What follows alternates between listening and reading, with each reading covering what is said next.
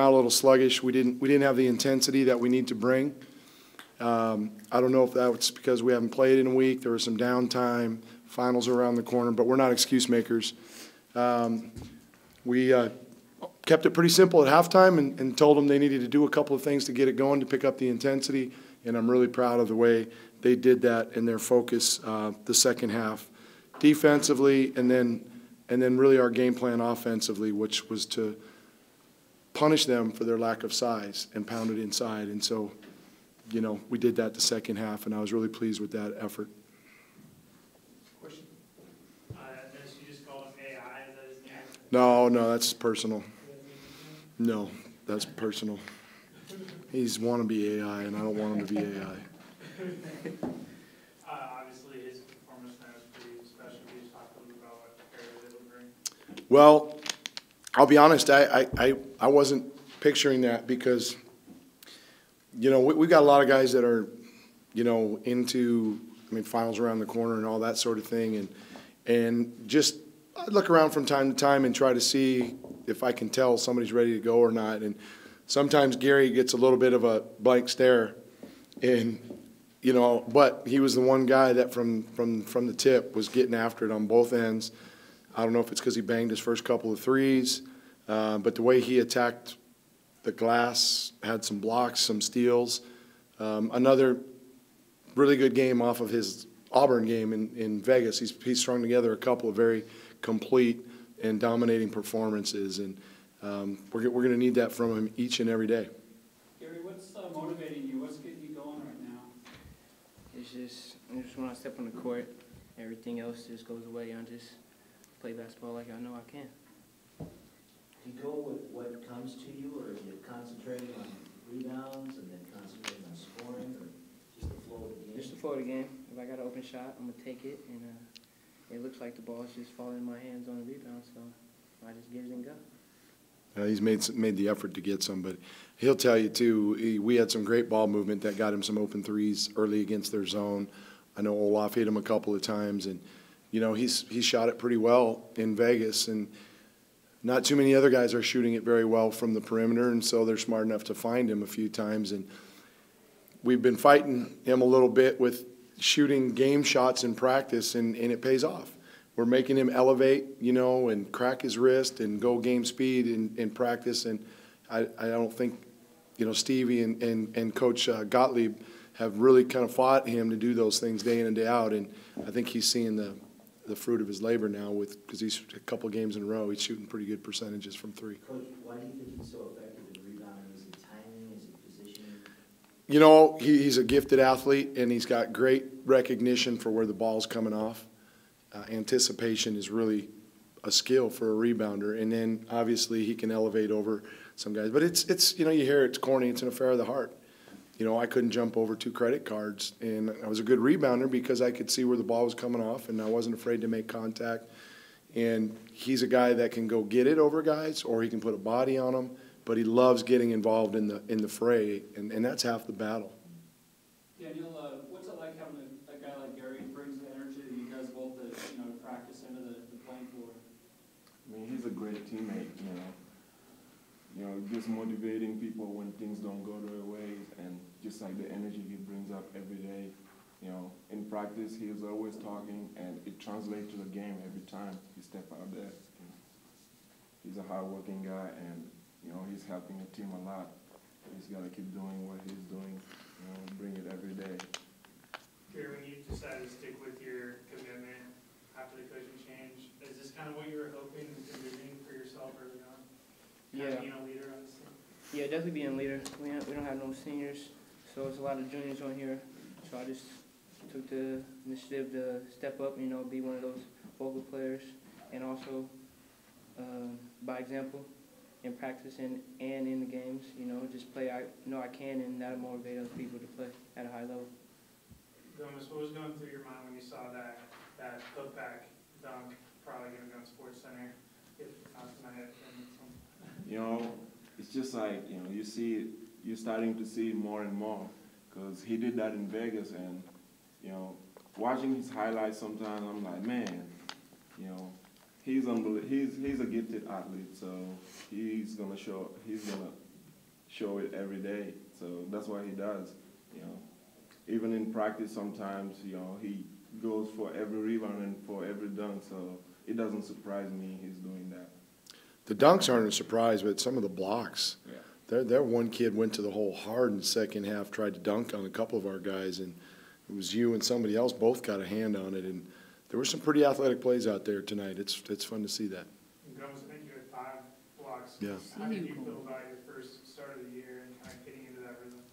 I mean, it's a long time coming, you know. Probably thinking because Coach finally started me. No, I was really excited to, you know, just be out there and help my teammates out, you know. When someone get beat, just rotate and try to help them just for a second. And it happened they were trying to shoot over me, so I just extended and got some blocks. So, How do you feel like your offensive game is coming along? I saw a couple moves tonight that seemed. I mean, these coaches they've been doing a wonderful job throughout the whole year, you know. Like, a couple years ago, I didn't feel comfortable playing back to the basket. Now, you know, with, like, you know, them imposing us to be a threat down low, you know, really help us be more comfortable asking for the ball. So I feel like it really helps a lot. And Coach Rob is doing a wonderful job every day, you know. Always screaming, you know, impose your will, duck in, and, you know, and it translates to the game. It's helping us a lot. It's good that he's starting to get healthy, and I think as he gets a little more healthy, he's getting more confident. And they're just, I feel like I've been around some really good kids, and these are a couple that are right up there, man. And Pops here is unbelievable. He's always positive. You know, you try to get on him, and it's hard. I got on him for that illegal screen late, and he whispered in my ear why he did it, and we shared a little laugh that we'll keep to ourselves. And just, it's great to be around these guys. And we've got a long way to go. We've got a really tough team on Saturday, but if we can keep the intensity we had the second half and bottle that up and gulp it down before every practice and every game, we'll be able to continue to build. You kind of know Coach Rubino, right? What's kind of your guys' relationship? Yeah, we go way back. We beat his team, all-star team from California in the Western Regional AAU. We were a bunch of Washington kids to qualify for nationals at Jacksonville. We put it on him pretty good, and then we picked him up to come with us. And so we played together at AAU nationals in Jacksonville, and then played against each other when he was at Stanford, I was at Montana, and then just kind of stayed in touch when we both got into coaching. We played him a handful of times when I was at Montana as the head coach, and he was the head at Portland. And we always spend time with each other in gyms on the road. From the same system, you know, he played for Monty. He coaches like Monty. So he's – that's what he claims. I don't know who would ever make that mistake. He's got me by a few pounds, and he's got a lot less hair. But I did joke with him. Maybe he is prettier than I am. They're off to a 6-1 start after winning tonight. Have you had a chance to Haven't looked at a thing. Some coaches can do that. I can't. The game at hand, but we'll dive into it tomorrow. Like I said, I'm really familiar with his system and what he tries to do. So we'll have a good game plan. But they're awfully disciplined. They're rugged and physical. But we'll go in there with a little bit of momentum and a game plan, and I know our guys will give it everything they've got. Do you think you guys kind of needed that one under your belt after, you know, kind of a tough trip to Vegas? You know, we played pretty good in Vegas, I think. You know, it was just the little things that killed us. And we still got to get better at those, you know, executing. But I think we played pretty good. But, yeah, that helped carry on Saturday's game. That helped a lot. Daniel, just on an individual level, what do you hope, where do you hope to take this next step in your progression? I mean, we just got to take it one game at a time, you know. Like Coach said, some days some people are going to, it's like a rotation. Some people are going to come up and give us a lot of energy, you know. It happened to be me tonight, and next game is going to be, but we just got to work hard every day, you know. Every time we get a chance to go out there and compete, we got to, you know, do it, give it all we have, you know. And that's my mindset. I'm just going to go every night and just give it all I have, and we'll see the result. Coach, the Pac-12 schedule obviously a ways away. You're not thinking about that too specifically yet. But can you kind of compare just a little bit the talent you see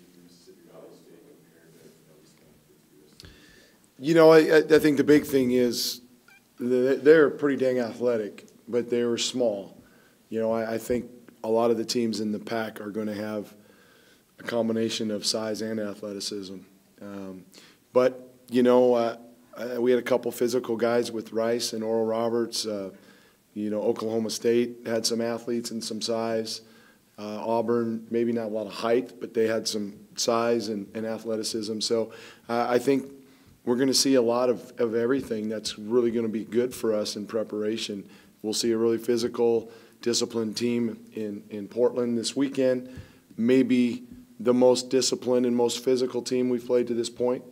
You know, and then after that, we'll get some other, you know, sort of new experiences. So I think by the time we get to conference, we'll be battle tested and we'll have seen a lot. And then we all know that then the price of poker really goes up, because we keep telling these guys we're not focused on wins right now. We're focused on just taking care of these little details that we know ultimately, when it comes to conference, will put us in position to win games. And that's when it's important. Certainly we want to win games now. We don't want to hand them away.